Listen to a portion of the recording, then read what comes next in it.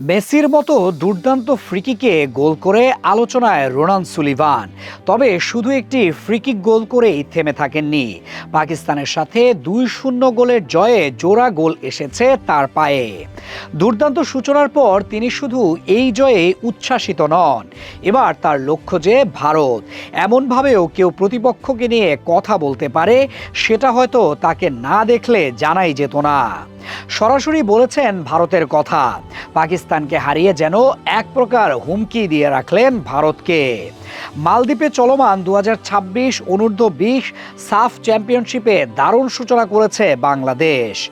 মালের ন্যাশনাল স্টেডিয়ামে বি গ্রুপের ম্যাচে পাকিস্তানকে ২-০ গোলে হারিয়ে পূর্ণ ৩ পয়েন্ট তুলে নিয়েছে লাল সবুজের প্রতিনিধিরা।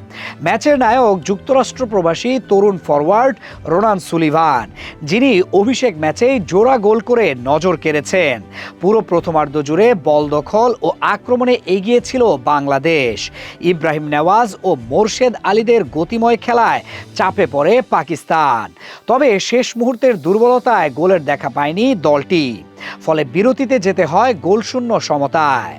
দ্বিতীয়ার্ধে চিত্র বদলে যায়, আরও আক্রমণাত্মক হয়ে মাঠে নামে বাংলাদেশ, আর ম্যাচের মোড় ঘুরিয়ে দেন রোনান সুলিভান। দ্রুত দুটি গোল করে দলকে এগিয়ে দেন তিনি।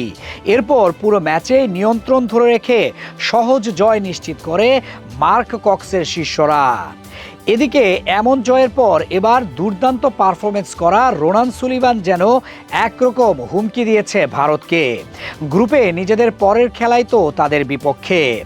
সাফ অনূর্ধ্ব-২০ চ্যাম্পিয়নশিপের বি গ্রুপে বাংলাদেশের সামনে এখন সবচেয়ে বড় চ্যালেঞ্জ ভারত।